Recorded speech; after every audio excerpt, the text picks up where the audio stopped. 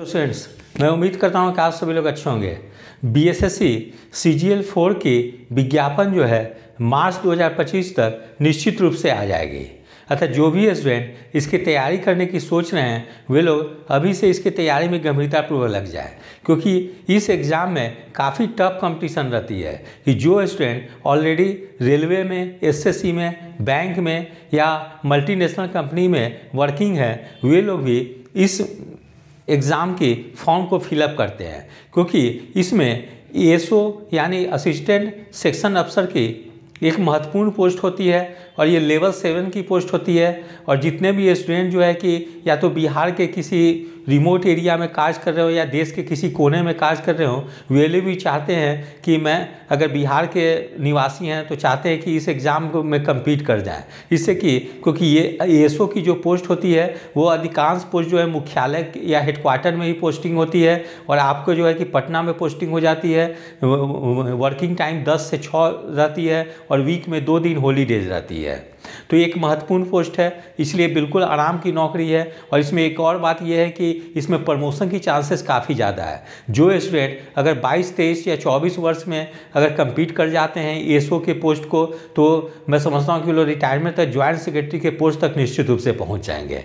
अतः 4th CGL में कुल पदों की संख्या लगभग 3000 रहने की संभावना है, यानी टोटल पोस्ट 3000 रहने की संभावना है। और इसमें 1000 से प्लस यानी लगभग 1050 सीट जो है ASO यानी असिस्टेंट सेक्शन अफसर की पोस्ट होगी। तो ये एक महत्वपूर्ण पोस्ट है। जो भी स्टूडेंट सोच रहे हो कि ASO के जॉब करने की, उनके लिए एक गोल्डन अपॉर्चुनिटी है।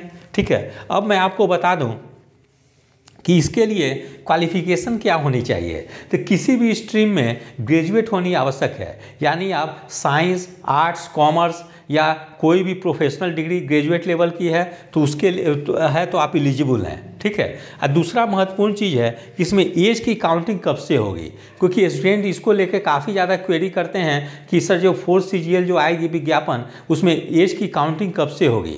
तो समान प्रशासन का एक सर्कुलर है कि अगर कोई 23/1/2006 की यदि कोई विज्ञापन पिछले वर्ष सपोज कीजिए कि पिछले वर्ष विज्ञापन 2022 में आई थी और उसमें उम्र की गणना 1/8/2021 से की गई थी, अतः 4th CGL की विज्ञापन वर्ष 2025 में भी आती है तो उसमें मैक्सिमम उम्र की गणना जो होगी वो 1/8/2022 से की जाएगी।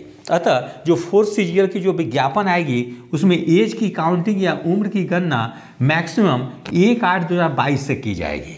ठीक है, तो एक तरह से स्टूडेंट को काफ़ी ज़्यादा इससे रियायत मिल जाएगी। जो स्टूडेंट 40 वर्ष के भी हो गए वे लोग भी इसके लिए फॉर्म फिलअप कर सकते हैं। तो एक समझिए कि गोल्डन अपॉर्चुनिटी है आप लोगों के लिए। और मिनिमम एज जो होगी वो 1/8/2025 से काउंट होगी और मैक्सिमम एज जो होगी वो 1/8/2022 से काउंट होगी। ठीक है, अब मैं आपको ब्रीफ में इसकी सिलेबस क्या है वो बता देता हूँ। तो इसमें समान अध्ययन की सिलेबस है, समान विज्ञान और गणित की सिलेबस है, साथ में मानसिक अभियोग्यता या टेस्ट ऑफ रीजनिंग। ठीक है, ये 3 सेक्शन से ही मिला के प्रश्न पूछी जाती है और इसमें कुल प्रश्नों की संख्या 150 होती है। और इसमें जनरली प्रीवियस ईयर प्रश्न को देखेंगे तो समान अध्ययन या जनरल स्टडीज से लगभग 50 प्रश्न पूछ दी जाती है, जनरल साइंस और मैथ से 50 प्रश्न पूछ दी जाती है और मानसिक अभियोग्यता टेस्ट ऑफ रीजनिंग से भी 50 प्रश्न पूछ दी जाती है, यानी कुल 150 प्रश्न पूछी जाती है। और एक प्रश्न जो होती है या एक क्वेश्चन जो होती है वो 4 मार्क्स की होती है, यानी कुल 150 टोटल प्रश्न हो गई।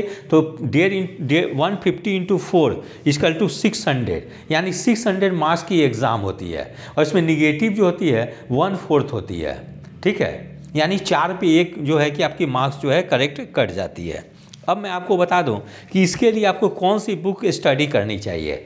जैसे जनरल स्टडीज़ के लिए आप लोग क्या करेंगे, लूसेंट जीके की जो बुक आती है उसको देख लेंगे, साथ में घटना चक्र पूर्वावलोकन आती है उसको देख लेंगे, और एक ज्ञानचंद प्रकाशन की जीके की बुक आती है उसको देख लेंगे, साथ में एसएससी, CGL और रेलवे के प्रीवियस ईयर क्वेश्चन बैंक को देख लेंगे। ठीक है, इतना चीज़ कर लेंगे तो मैं समझता हूँ कि अगर जनरल स्टडी से 50 प्रश्न पूछी जाती है तो मैं समझता हूँ आप 42-43 प्रश्न आप इजीली सॉल्व कर लेंगे।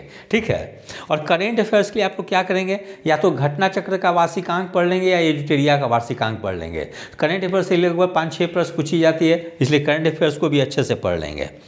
फिर हम लोग देखें सामान्य विज्ञान के लिए। सामान्य विज्ञान के लिए आप लोग क्या करेंगे, लूसेंट साइंस की बुक को पढ़ लेंगे, साथ में एनसीईआरटी 9 से 12 तक को देख लेंगे। ठीक है, तो इतना देख लेते हैं तो मैं समझता हूँ कि साइंस से अगर 25 प्लस पूछी जाती है तो आप 20 क्वेश्चन आराम से सॉल्व कर लेंगे। फिर मैथ्स की बात करें तो मैथ्स से जनरली आप लोग क्या करेंगे, आर.एस. अग्रवाल की बुक को बना लेंगे, क्योंकि आर.एस. अग्रवाल से कई बार जो होती है क्वेश्चन हूबहू उठा के पूछ दी जाती है। तो अगर आर.एस. अग्रवाल से आपकी कंसेप्ट क्लियर रहेगी तो मैं समझता हूँ कि मैथ्स में आपको कोई दिक्कत नहीं होगी। मैथ्स से अगर 25 प्लस पूछी जाती है तो 22-23 क्वेश्चन को आप इजीली सॉल्व कर लेंगे। फिर उसके बाद हम लोग बात करते हैं टेस्ट ऑफ रीजनिंग के बारे में। तो टेस्ट ऑफ रीजनिंग से भी लगभग 50 प्लस पूछी जाती है।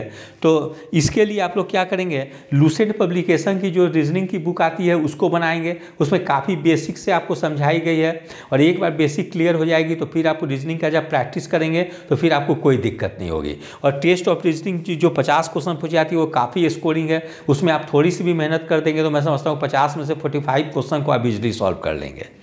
उसके बाद क्या करेंगे, एसएससी, सीजीएल और सीएचएसएल के क्वेश्चन प्रीवियस ईयर जो होती है उसको बना लेंगे।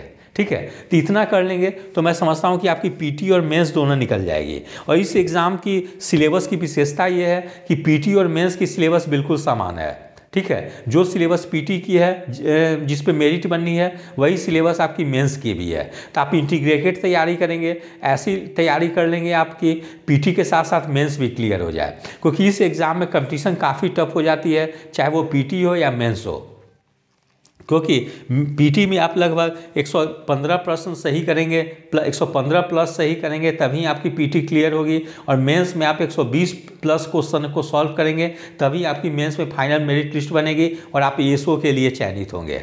ठीक है, तो एक महत्वपूर्ण अवसर है। जो भी स्टूडेंट सोच रहे हैं कि 4th सीजीएल में compete करके वो एसओ बने तो उन लोग के लिए गोल्डन चांस है, और अभी वो विज्ञापन आने का इंतजार ना करें बल्कि अभी से इसकी तैयारी में लग जाए, क्योंकि इसमें काफ़ी टफ कंपटीशन रहती है।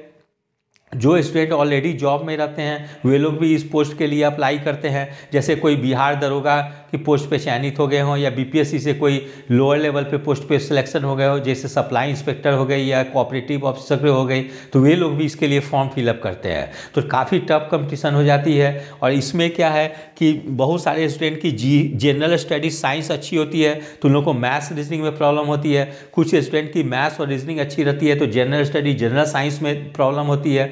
तो इसीलिए दोनों के लिए बैलेंस अपॉर्चुनिटी है। और मैं समझता हूँ कि जो एक स्टूडेंट एसएससी और रेलवे की पूर्व में तैयारी की है उन लोगों को इस एग्ज़ाम की तैयारी में निश्चित रूप से एडवांटेज मिलती है।